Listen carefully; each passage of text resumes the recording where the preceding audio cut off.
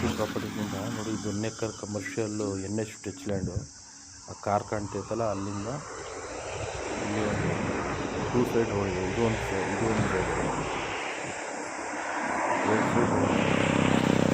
ಪೂರ್ತಿ ರೋಡ್ ಸೈಡಿಂದ ಜಾಸ್ತಿ, ಹೈವೇಗೆ ಜಾಸ್ತಿ ಇದೆ.